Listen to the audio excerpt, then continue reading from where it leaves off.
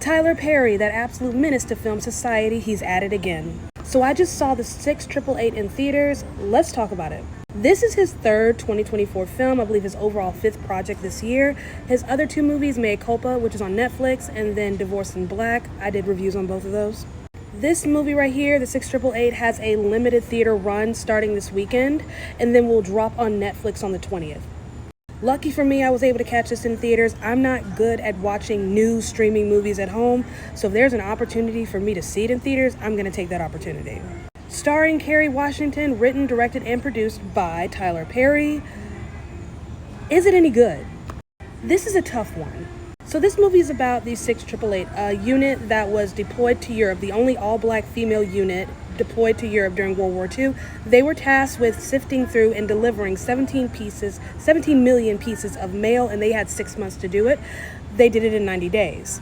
When it comes to Black history and the war, World War I or World War II or whatever, it's always the Tuskegee Airmen. That's the first thing you hear about. I've never even heard about this, so this was fascinating to learn about. Sort of. Tyler Perry chose to focus more on how these women were treated and less on what they accomplished, which I felt like was just a great disservice. It wasn't until I say the last 5-10 minutes where we really get the crux of what these women did and, the impact it had. The problem is when we step out of that last 5 minutes and we go into the rest of the film, the process by which they were able to accomplish it is very unclear. There's not enough focus on the actual process. There is no focus really on what they did. The focus is all on how they were treated and how they were seen as Black women in the military. And yes, I understand that's important, but it's 2024. We already knew that. We already knew that Black men and Black women were mistreated and treated as inferior, even in the military where they were serving their country. We already knew this. What we didn't know, and what many of us didn't know, that there was an all-Black battalion of women serving in Europe who were tasked with boosting morale in the military, and he chose to not really focus on that at all. I don't think this movie does their legacy proud. I think people are going to come away feeling even more resentful, because this is very much in line with the sentiment with racism as it is today, where people choose to focus more on how they're treated as opposed to what they are capable of doing, what they have accomplished. We got little bits and pieces here. We get to see them in the mailroom as they're sorting through things, but we don't see what they did. It's kind of in the peripheral, because the main focus is how they were treated. That bugged me, because I'm sitting there trying to understand, okay, how are they actually doing this? And they give us little things here and there, but not really connecting the dots. We get to see how different women and their skills, they're being used to contribute here or there, but not the how. Am I making any sense? I don't know, that just bugged me. But aside from all of that, is the movie any good? I will say it was better than his last two movies, Mea Culpa, which is his attempt at an erotic legal thriller, failure, and then Divorced in Black, which if you saw that, I am so sorry. I just want to know what the goal is. Clearly, this movie is trying to be competitive in terms of, Oscar contention, award contention. Savannah, how do you know? Because it has a theater run. The number one rule to qualify for any of the big awards, so like Golden Globes, SAG, Oscars, is you have to have a theater run 7 consecutive days in certain markets, so like LA, Chicago, New York definitely. 7 consecutive days in a theater where people can pay money between certain hours. So in order to be considered for one of those awards, 7 consecutive days in a theater where people can pay money in certain markets. Netflix doesn't just drop a movie in theaters just because. Hitman, which is a Netflix release, had a small theater run earlier this year. I actually saw it at this theater. Great movie. Maria, which I also saw at this theater, in that theater over there across the way, with Angelina Jolie. She is, I'd say, one of the front runners for a Best Actress nod, also releasing on Netflix, and then this one. So clearly, if Netflix is going to waste money on a theater run, they want to be competitive. This is not competitive. I don't know what they were thinking. The problem with Tyler Perry is he owns his own studio, so he's writing, directing, and producing his own projects. He has complete creative control, which means he can acquire the license and rights for whatever stories or projects, what have you. There's no one really to hold him accountable or be honest with him and say, hey, you might not be up to task.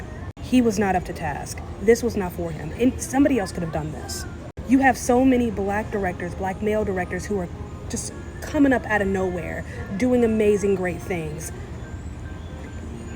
Denzel Washington's son, I forget which son is doing the directing. He could have done this. He just did The Piano Lesson, which was also Netflix. Had a small theater run. I didn't get to catch it in theaters, but I did watch it on Netflix. Excellent if you haven't seen it. Danielle Deadwyler is going to get nominated for Best Supporting Actress. I'm putting money on it now. But I digress. The problem with Tyler Perry is he can't write worth a damn.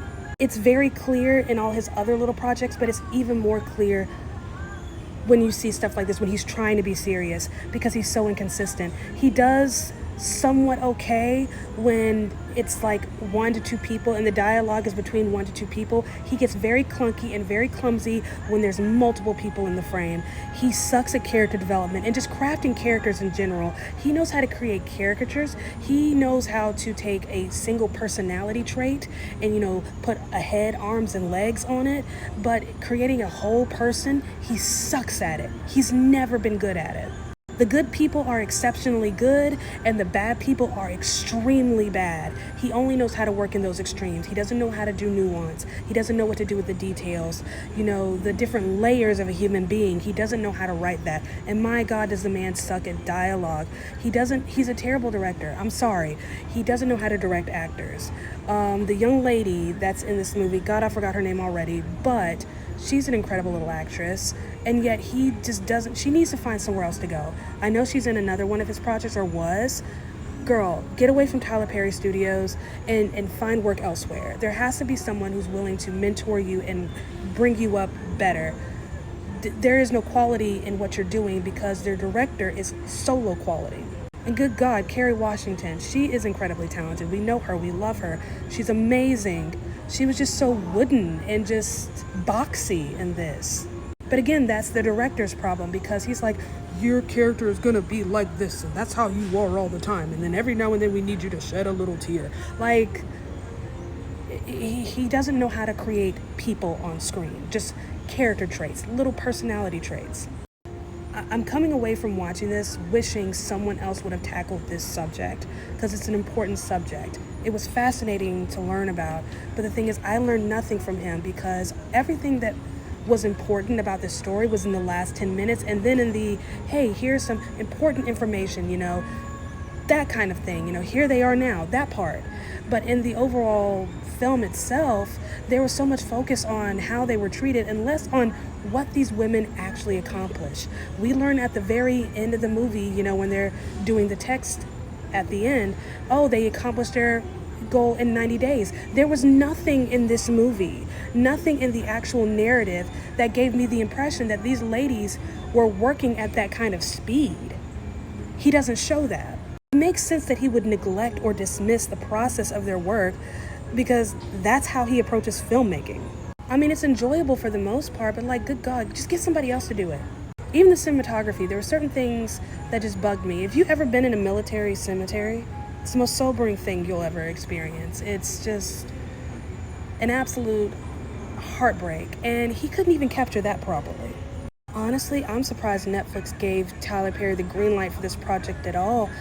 This is a movie that's about women, supposed to be empowering women, and just the last few projects this man has had, especially this year, he hates women.